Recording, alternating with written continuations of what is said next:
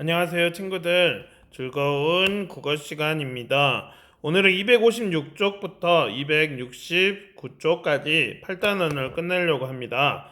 256쪽을 다 펴보았나요?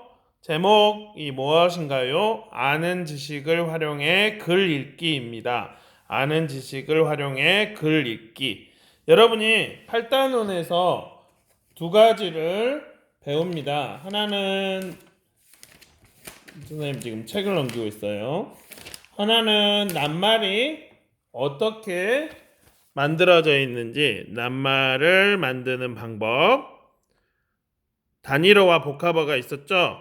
그리고 배경 지식을 활용해 글을 읽는 그 두 가지를 아는 것과 새롭게 안 것에서 배웁니다. 그러면 저번 시간에 여러분이 아는 지식을 활용해 글을 읽어보았어요. 어떤 글이었나요? 그래요. 전통 악기였어요. 오늘은 천연기념물, 멸종위기동물에 대한 글을 읽어볼 거예요. 여러분이 어떤 친구는 동물에 관심이 많은 친구는 위기동물을 아는 친구들이 많고 관심이 없는 친구는 잘 모를 수도 있습니다. 그러면 여러분이 글을 읽으면서 내가 새롭게 알았다라고 생각하면 밑줄을 그어가면서 글을 읽어보도록 하겠습니다. 그 전에 글을 읽기 전에 여기 1번 우리나라의 멸종위기 동물 제목을 보고 여러분은 어떤 내용이 펼쳐질지 생각이 나나요? 여기에서는 동물에 대해서 이야기한다, 환경을 보호하자는 내용이 나온다, 멸종위기 동물을 구하려면 어떻게 해야 될지 나올 것 같습니다. 라고 예시로 이렇게 제시하고 있습니다. 이거는 써보라고 하네요. 써보지는 않고 여러분이 이렇게 동감을 하면 그대로 넘어가도록 하겠습니다. 혹시 쓸 친구는 영상을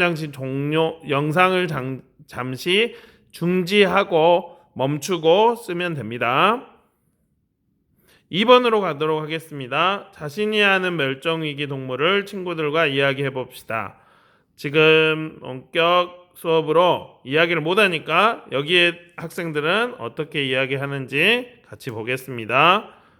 여학생 왼쪽에 있는 여학생이에요. 사라져가는 동물이 많다는 내용을 텔레비전에서 들은 적이 있어. 중간 남학생입니다. 옛날에는 반딧불이를 많이 볼 수 있었다는데 지금은 잘 볼 수가 없어. 오른쪽의 남학생은 텔레비전에서 멸종위기에 지리산 반달가슴곰을 피워 자연으로 보내는 것을 본 적이 있어 라고 이야기를 하고 있습니다. 여러분은 멸종위기 동물을 어디까지 알고 있나요? 혹시 모르더라도 여러분이 글을 읽으면서 검색을 하거나 찾아보거나 책을 보면서 함께 보면 됩니다.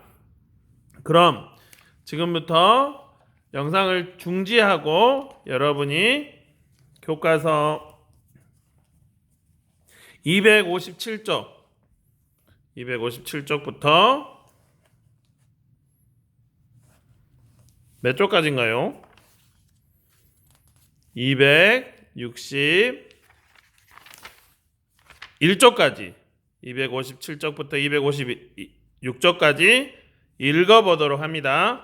이때 읽을 때 여러분이 모르는 단어가 나오면 밑줄을 긋고 또 새롭게 알게 되는 지식이 있으면 밑줄을 그으면 좋습니다. 예를 들어 모르는 단어가 나오면 빨간색으로 밑줄을 긋고 이거 새롭게 알았네 라고 하면 파란색으로 밑줄을 그으면 됩니다. 자, 영상을 중지하고 읽어보도록 하겠습니다.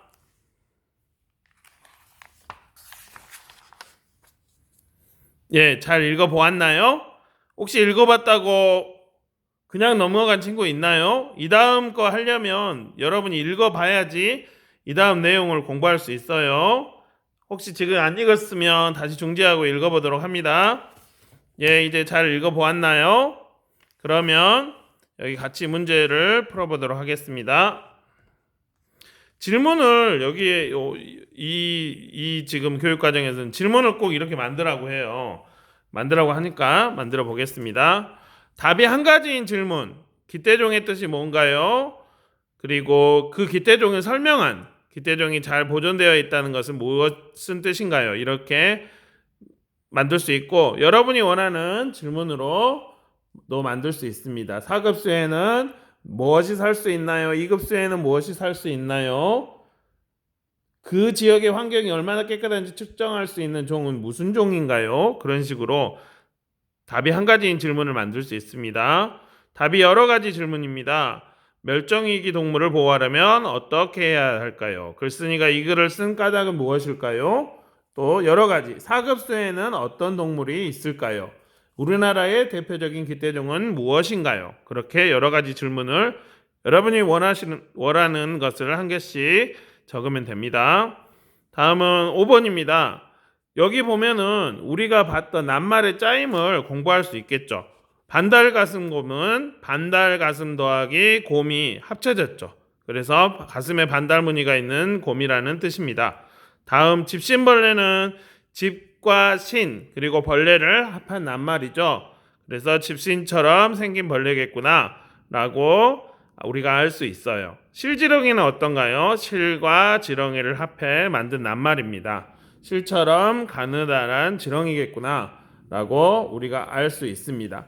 물벼룩은 어떤가요? 얼음치는 어떤가요? 사냥은 어떻습니까? 산에서 사는 양입니다. 그런 식으로 알 수 있습니다. 제일 앞에 나온 점박이 물범은 어떤가요? 물에 있는 범, 호랑이, 물범이긴 한데 점박이 모양이 있는 점박이 물범이라고 나올 수가 있겠죠.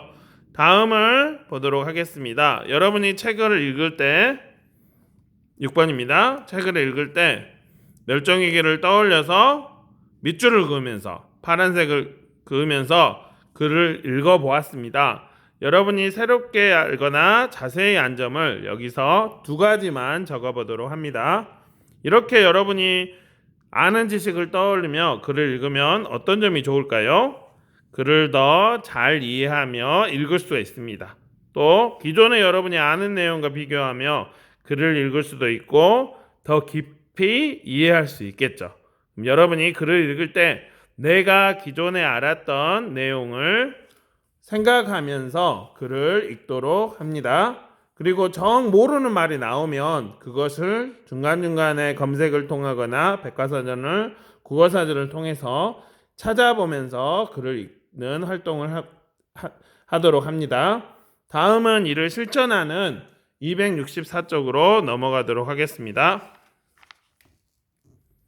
새말 만들기. 우리가 처음에 할 때 새말사전 만들기는 안 만든다고 했죠. 지금 원격 수업 상황으로 여러분이 여기에 나온 핵심 지식을 알게 하기 위해서 새말사전은 만들지는 않고 여기에 나온 내용들만 중심으로 이야기를 하도록 하겠습니다. 그러면 여기 1번 내용을 보도록 할게요. 이 알림판에는 여러분이 정성껏 그린 그림이나 여러 가지 작품을 붙일 거예요. 새롭게 만든 알림판 이름을 함께 지어볼까요? 하니까 우리 솜씨를 뽐낼 수 있는 곳이니까 솜씨마당이라고 하면 어떨까? 라고 여학생이 이야기했네요. 나는 우리 생각을 마음껏 나눌 수 있는 곳이니 생각 나눔터라고 하면 좋겠어. 여러분은 뭐라고 하면 좋을까요? 알림판? 게시판, 알림판, 공지사항 뭐 다양한 말로 여러분이 적을 수가 있겠죠. 여러분이 이렇게 새롭게 2번입니다. 새롭게 알림판의 내용을 적어보면 됩니다. 여기에서 예시로 나온 거는 제주마당 또는 솜씨 자랑판 이 예시로 나왔습니다. 이 친구의 예시 답은 제주를 보여주는 공간이니까 솜씨를 뽐내는 자랑하는 알림판이니까 이렇게 했습니다. 여러분이 지은 새로운 이름이 맞습니다. 지어서 만들 수 있도록 합니다. 거기에 같이 두 개, 솜씨와 마당이 합쳐졌고 그리고 새 말을 우리가 만들었죠. 이런 식으로 여러분이 예를 들어 벤치가 나오면 벤치라고 말하는 친구는 바람 쉼터라고 이야기를 하고 에어컨은 시원바람 이렇게 말을 만들면 여러분이 그 만든 방법을 생각해서 적을 수가 있겠죠. 이거는 지금 우리가 같이 못 만나니까 이 최땡땡이라는 친구는 벤치를 바람 쉼터라고 생각해서 바람과 쉼터를 합쳐 바람을 맞으며 쉬는 곳이라는 뜻을 가진 말이라고 벤치라고 바꿨고, 박땡땡 친구는 에어컨을 시원과 바람을 합쳐 시원한 바람이 나온다는 뜻을 가진 말을 만들었다라고 우리가 같이 알 수가 있어요. 여기는 아는 것으로 우리가 넘어가도록 하겠습니다. 다음을 보겠습니다. 266쪽입니다. 파란색으로 쓰인 낱말을 새 말로 만들어 볼까요? 와, 드디어 워터파크 가는 날이 여학생인가?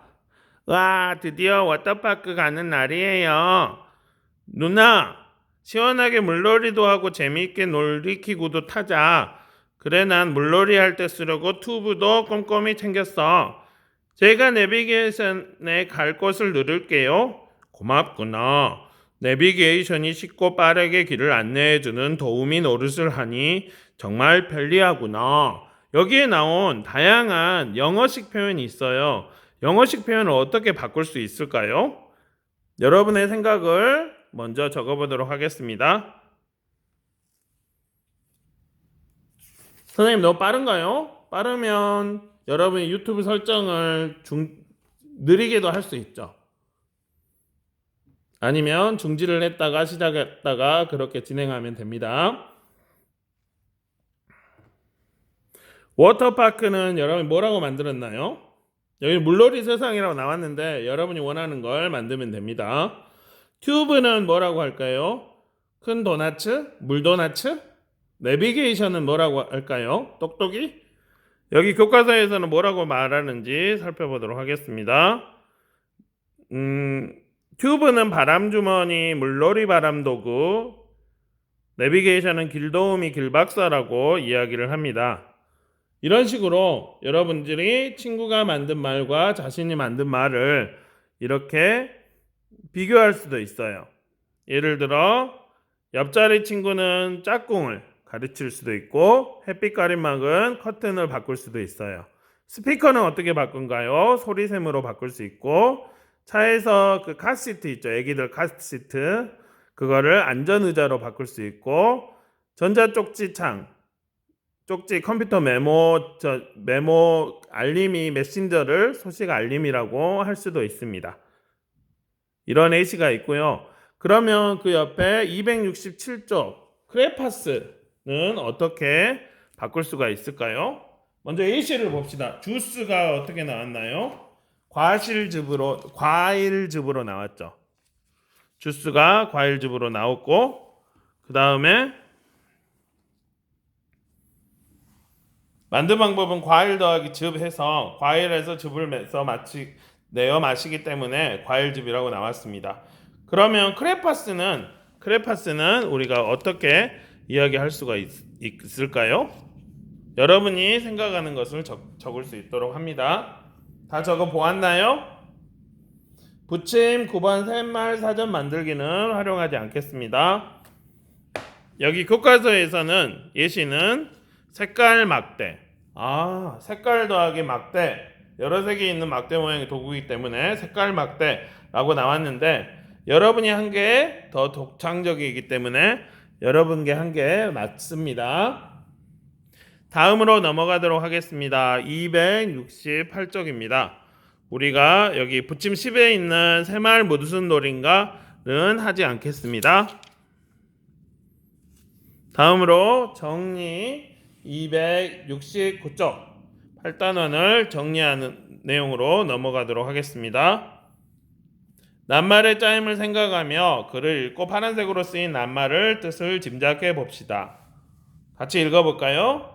바람은 이름이 참 많아. 바람이 불어오는 방향에 따라 동풍 새바람, 서풍 한이바람, 남풍 맞바람, 북풍 된바람이라고 하고 세기에 따라서 실바람, 노대바람, 강한 바람이라고도 하지. 강한 바람이라고 하기도 하지. 또 바람은 부는 장소에 따라 세기가 달라져 바람개비로 우리 주변에 바람이 센 곳과 약한 곳을 찾아봐 라고 글이 적혀져 있어요. 그런데 내가 모르는 실바람이 있네? 이렇게 모르는 것을 뜻을 짐작할 때는 어떻게 해야 되나요? 그렇죠. 낱말의 짜임을 생각해서 나눠보면 됩니다. 바람이긴 바람인데 시라고 바람이 합쳐졌죠. 그래서 아주 약한 바람, 거의 불지 않는 바람을 실바람이라고 합니다. 실바람 적어보도록 합니다. 그러면 과제를 선생님께서 내주겠습니다. 과제는 여러분 269쪽 여기 아래 생활 속으로 이거를 적는 거가 과제입니다. 그럼 여러분이 8단원에서 무엇을 배웠는지 앞에를 보고 적으면 됩니다. 두 가지 배웠죠. 여기 단원에 보면은 조그맣게 두 가지가 있어요. 그것을 적으면 되고, 새롭게 한 내용, 나는 전통놀이, 전통음악에 대해서 아니면 천연기념물, 멸종동물 아니면 낱말의 짜임에 대해서 알았다. 그 밖에 자신이 또 알게 된 8단원에서 알게 된 내용을 적으면 됩니다. 그러면 앞으로 여러분은 어떻게 실전한, 나는 모르는 단어가 나오면 어떻게 할 거예요? 포기할 거예요? 아니면 낱말의 짜임을 생각하면서 짐작할 거예요? 그리고 어떻게 실전? 글을 읽을 때 기존에 이미 알았던 내용하고 연결 지어서 읽을 거예요? 아니면 새롭게 아무 생각 없이 그냥 읽을 거예요? 그렇게 여러분이 생각한 나는 이렇게 실천하겠다라고 여러분이 적어서 이 내용을 위두랑에 적거나 아니면 이곳에 적은 것을 사진으로 찍어서 탑재하면 됩니다. 오늘 공부도 너무너무 잘했습니다. 다음 시간은 이제 여러분 글을 읽을 때 모든 글을 똑같은 방법으로 읽지 않습니다. 여러 가지 방법으로 글을 읽는 여러 가지 방법을 살펴보도록 하겠습니다. 고생했습니다.